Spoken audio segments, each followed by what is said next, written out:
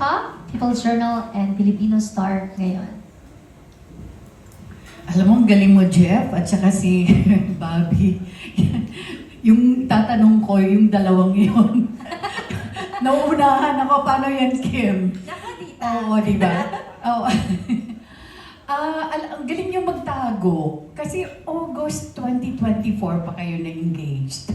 Pero why only next month? Why only this year?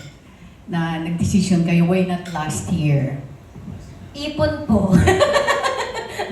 Ipon po. And, well, gusto po kasi namin din ni Jen na ma-experience muna yung may time, yung hindi kami magmadali. And at the same time kasi my dad, nasa Saudi siya eh. So, bihira lang siya makakabalik, tsaka ano. So, there's a lot of factors also, family namin.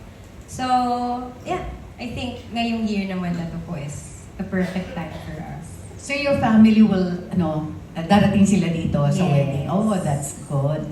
Oo. At syempre naman si Je, ma'am niyo mo lang, di ba? Opo. Oh, your mom. Opo. So, gusto ko i-connect dito sa title.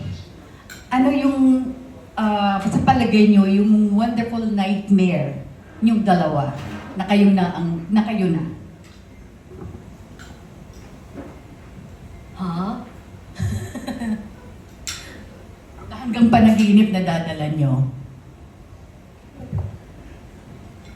Hanggang panaginip, nadadala ko yung pagiging makakalimutin ni Kim magsoli ng mga gamit.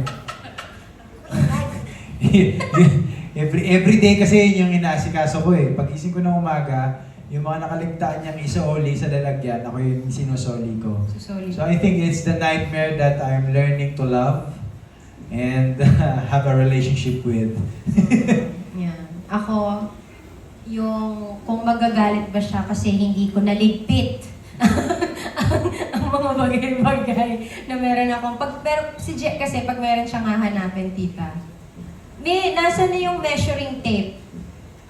Nandyan. Tapos wala pala dun. So, magagalit na siya. So, ayun yun. Pag may hindi nahanap sa amin pong bagay sa aming tinitirhan, hindi na pumahanap yun. Hindi na po. Ganun yan. Ganun sa amin. Tanggap na po niya yan. Bibili na ng bago, friend. Yun po. Direk, this is your second movie together with them, di ba? Yes po. Oo. Sabi mo nga, na-develop nyo na yung pagiging magkaibigan. But in every project, di ba, meron kayong nadidiscover pa rin. Ano yung, habang tumatagal yung pagkakaibigan nyo, ano ang mas na-discover nyo pa sa isa't isa? Siguro kay Kim, kasi siya yung mas matayan in terms of screen time, no? Tsaka mas maraming shooting. Though, onting number of days lang naman yung nila. Siguro kay Kim, it's more of yung depth, yung lalim ng sa pag-arte, sa paghugot ng emosyon. Kaya super challenging din kasi yung pelikula kasi hindi lang siya comedy. Heartwarming, meron siyang kurot sa puso, no, na kailangan at one point, sabi ko kay Kim, dapat hindi ko siya makita na as Kim. Dapat as Louie siya or as Jane. Hindi siya as Kim. Lalo na hindi siya as yung katulad nung ginawa namin nung An-XU. Para totally different. And yung dedication niya dun sa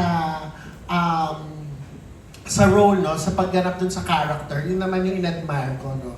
Lalo na kasi mahilig ako sa mga, as a drama, talaga ako, mahilig ako sa drama enthusiast talaga ako. I mean, mahilig ako sa mga drama films. Kaya nung ginagawa namin to, kumakamotivate naman kami sa isa't isa. Wagas din, no? So yun. So, kay Jen naman, it's always fun to work with him. Very generous. Palaging, mas wala na yung walls. Mas, kumbaga, kaya na namin magbiruan sa isa't isa. Lalo na with the same, we also did it with the same crew. And almost the same staff, no? So halos yung friends of friends din yung mga POP ko, yung AD ko, yung script ko namin. So very ang comfortable lang ng set. Very transparent. Ganon. Lastly, actually sa inyo na rin tatlo, since this is an adaptation, di ba, of a Korean movie, paano nyo ito pinaghandaan? How much percent of the original ang kinuha nyo dito sa pelikula? Or basta yun, paano nyo pinaghandaan yung pelikula? Creatively, when I was reading the script, hindi naman siya ganun lumayo eh. I must say, ang ganda ng pagkakasulat ni adapted screenplay by Rod Marmol and Isi Ferrero. So, they were the ones who adapted the screenplay. And hindi siya masyadong lumayo sa original, pero mas nagilang siyang Filipino. Yung characters, yung world na ginalawan ng mga bida, mas Filipino. At the same time, yung mga issues na binabato about society, about these times, yun yung naging mas current. Yun po.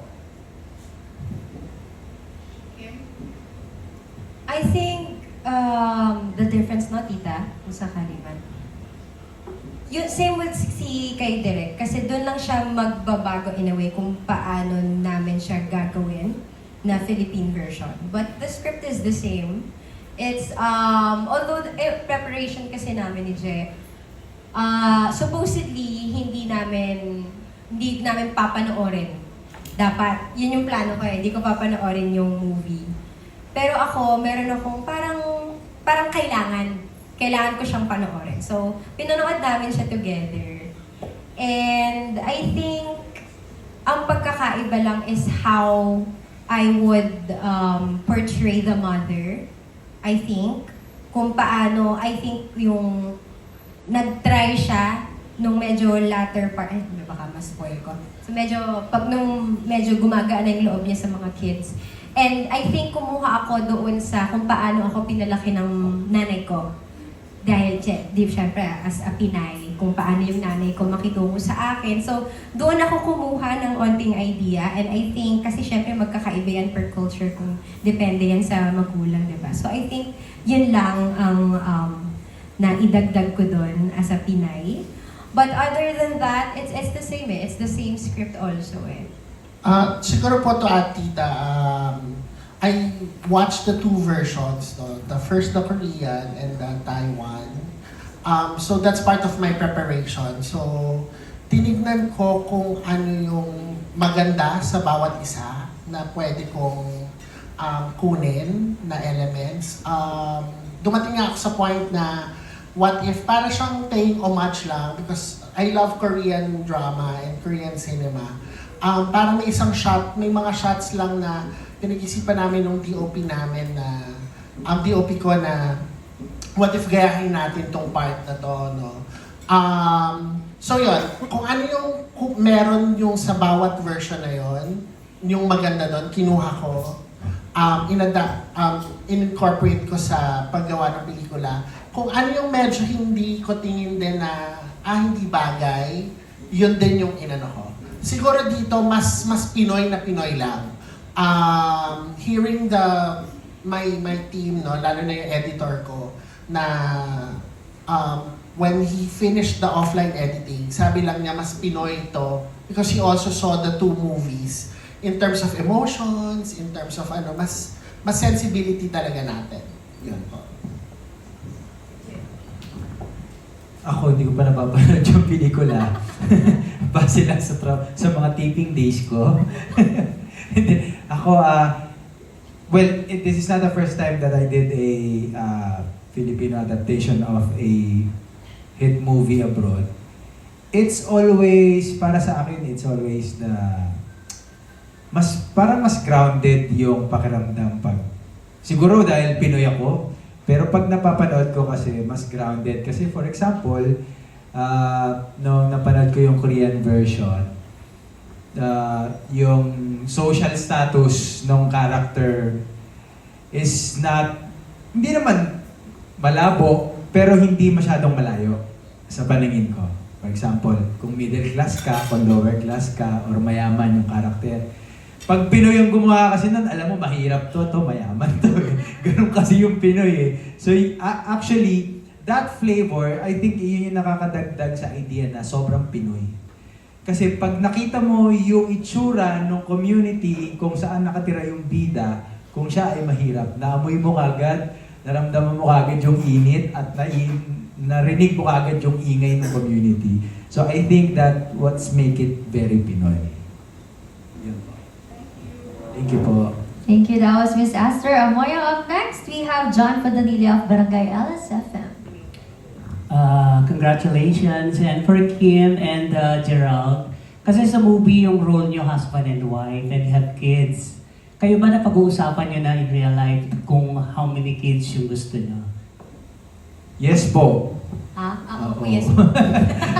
Kailangan pag-usapan. Depende sa budget. Yes po. So how many kids yung gusto nyo? For now, iniisip namin is kung ano muna yung ipagkaloob na una. Yes. Well, take it at a time lang na yun muna. And then kung bigyan ng pagkakataon at biyaya pa na magkaroon pa ng kasunod, why not?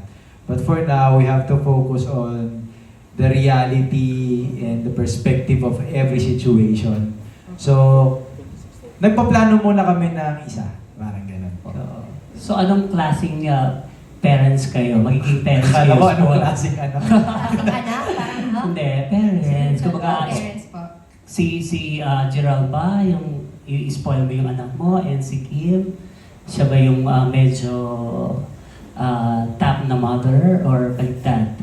I'm sure paamang kuha kay Kimi, sobrang playful, tsaka sobrang sweet, tsaka adorable.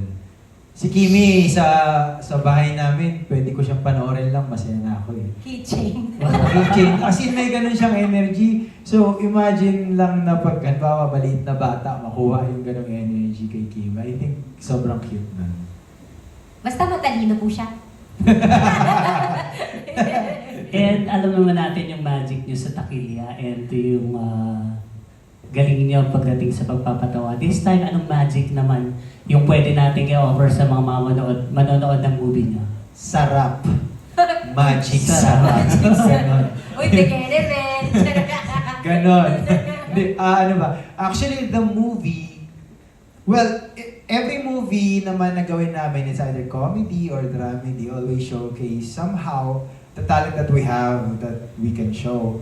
But I think this movie will showcase more of Kim's prowess in terms of acting because this is the first time that she's gonna be portraying two characters as a lead, right? In one movie. So, dual character kasi to eh.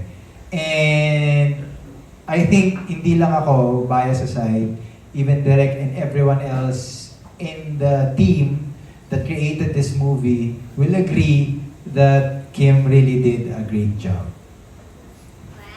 Thank you. Thank you po. Thank you. That was John Padalilla of Barangay LSFM. For our next batch, please to stand by Richard Paglicawan of Lionheart TV, Nikki Wang of Manila Standard, Jojo Panaligan of Rider PH Studios, Miss Dalian Carvajal of Philippine Star, and Roldan Castro of Abandoned Tonight. Our next question will be coming from Richard Paglicawan of Lionheart TV.